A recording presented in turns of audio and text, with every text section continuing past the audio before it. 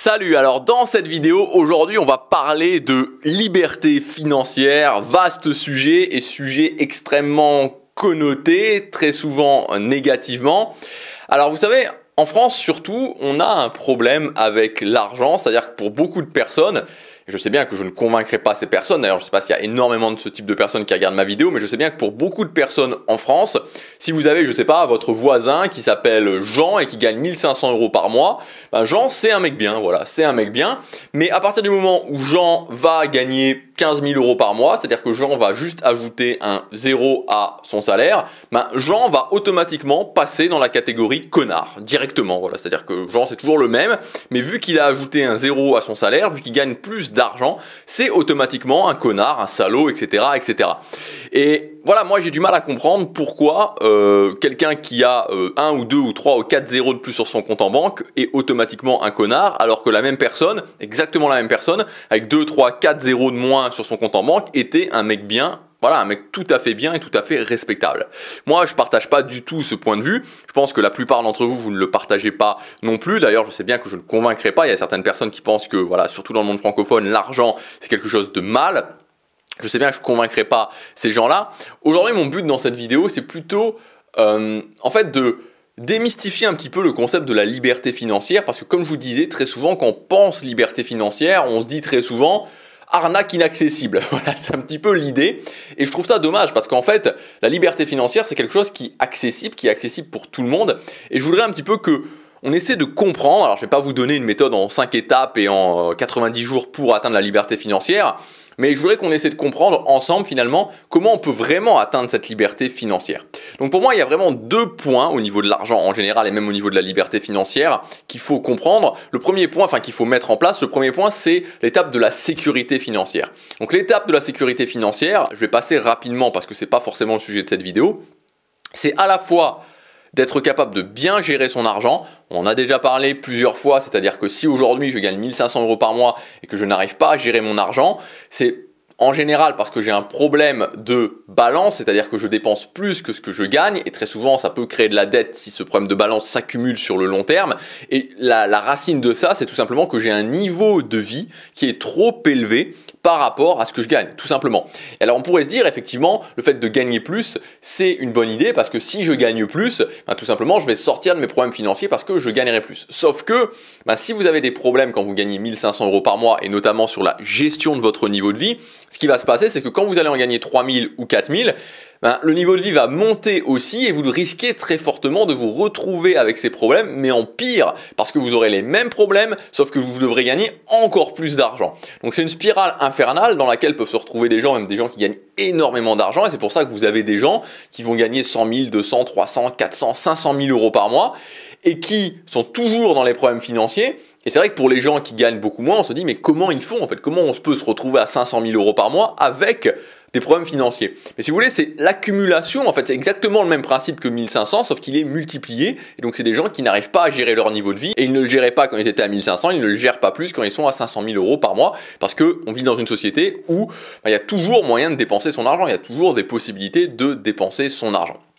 Donc ça, c'est là le niveau de la sécurité financière. Donc évidemment, apprendre à gérer son argent et aussi se constituer une épargne de sécurité. Donc qu'est-ce que j'appelle une épargne de sécurité? Très rapidement, c'est un côté une épargne liquide, c'est-à-dire moi ce que j'appelle aussi le compte liberté qui permet d'accéder en général, on va dire, à 6 mois de salaire, voilà, 6 mois de salaire ou 6 mois de dépenses qui sont, voilà, sur lesquels je peux vraiment, je peux les avoir dans la journée si j'ai besoin, si vraiment j'ai besoin. Alors ce but c'est pas de les dépenser, mais c'est vraiment quelque chose de sécuritaire. Donc d'un côté cette épargne de sécurité qui se compose de liquidité, et d'un autre côté une épargne de sécurité qui se compose de quelque chose d'un petit peu plus avantageux sur le long terme. Et moi j'aime bien à ce niveau-là les assurances vie. Alors il y a beaucoup de gens qui disent que les assurances vie c'est pas extraordinaire, mais c'est beaucoup plus intéressant en termes de sécurité d'avoir de l'argent sur une assurance vie que d'avoir de l'argent sur un compte en banque ou même sur un livret, parce que de toute façon les livrets au bout d'un moment sont limités. Donc ça c'est la partie sécurité. Et ensuite on passe dans la partie liberté financière. Et donc pour arriver à cette partie liberté financière, pour atteindre cette liberté financière, on va être obligé de se pencher sur la notion d'investissement. Donc en gros l'idée c'est quoi? Pour essayer vraiment de la simplifier, de la vulgariser au maximum, l'idée c'est que on va investir son argent pour faire grossir son capital et pour ensuite avoir suffisamment de capital pour avoir une rente quelque part, c'est-à-dire vivre sur ce capital. Ça, c'est l'idée générale de la liberté financière, puisque je le rappelle, la liberté financière, c'est d'arriver à un moment donné où on a des revenus passifs qui sont supérieurs à ce dont on a besoin pour vivre, c'est-à-dire à nos dépenses mensuelles. Donc comment on fait? Alors déjà, premièrement, ça, évidemment, c'est que vous vous rendez bien compte que quand je dis ça, plus on a des dépenses mensuelles qui sont importantes et plus c'est compliqué de l'atteindre, évidemment. C'est-à-dire que si j'ai des dépenses mensuelles qui sont 2 000 € par mois, c'est beaucoup plus simple d'avoir la liberté financière que si j'ai des dépenses mensuelles qui sont à 20 000 € par mois. Bon, ça, vous l'aurez compris, j'imagine.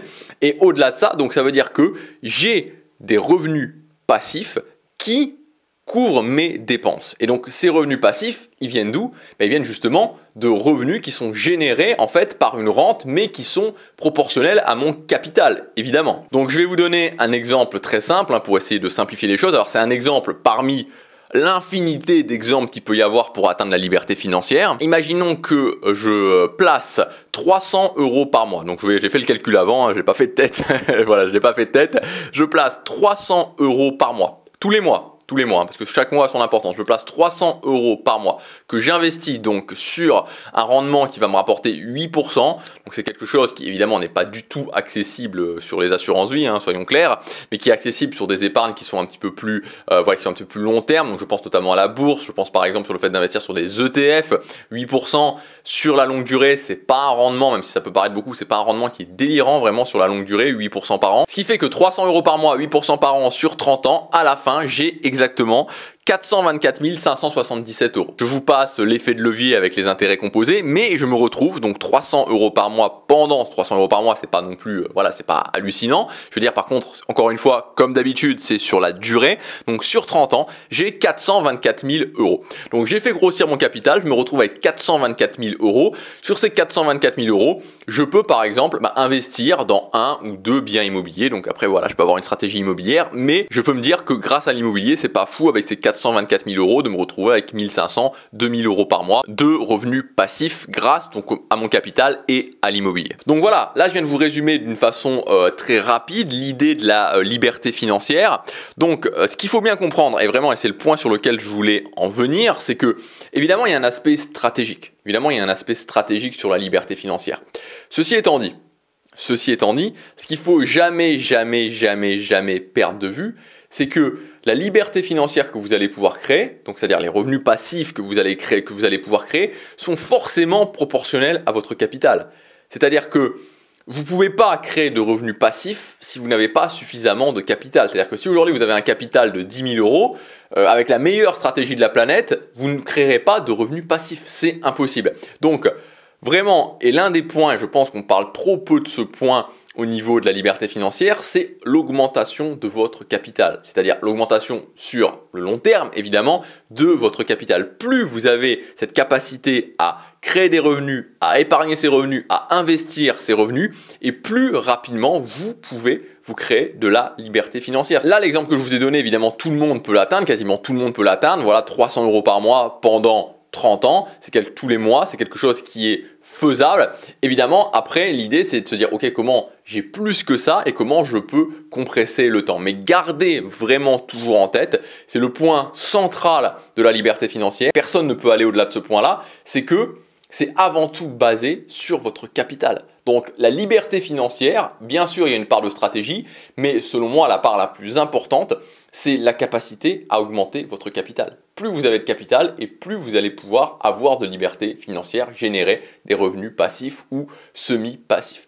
Donc voilà ce que je voulais vous dire dans cette vidéo. Alors moi, la méthode que je connais et qui est selon moi la meilleure opportunité actuellement pour pouvoir augmenter plus rapidement son capital, c'est générer un revenu alternatif avec un business en ligne de création de contenu. Donc j'ai mis en ligne une formation qui s'appelle Tiny Business.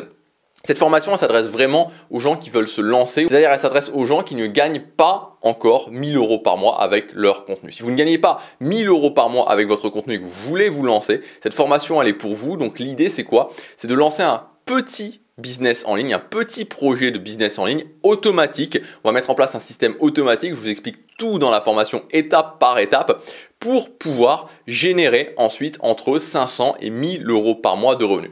Donc le but, c'est pas de tout exploser directement. Le but de ce type de business, c'est de vous prouver que c'est possible, de créer un effet de levier pour ensuite passer au niveau supérieur. Donc dans la prochaine année, en suivant cette formation, en appliquant ce que je vous dis dans cette formation, et on passe beaucoup de temps dans cette formation, notamment toute la première partie est sur le choix spécifique de la thématique. Vous verrez que c'est assez spécial pour ce type de business. On va vraiment voir ça en détail. Je vous prends vraiment par la main. C'est vraiment étape par étape. Je vous explique tout, vraiment tout le système est expliqué. Donc si vous voulez vous lancer, si ça vous intéresse, si justement vous dites ok, j'aimerais pouvoir me prouver que c'est possible et ensuite passer à quelque chose de supérieur, mais déjà générer 500, 1000 euros par mois de façon récurrente. Cette formation, elle est peut-être pour vous, donc le plus simple, c'est de cliquer sur le lien dans la description. Il y a toute la formation qui est présentée. Moi, je vous dis à demain pour la prochaine vidéo. Chaque jour compte.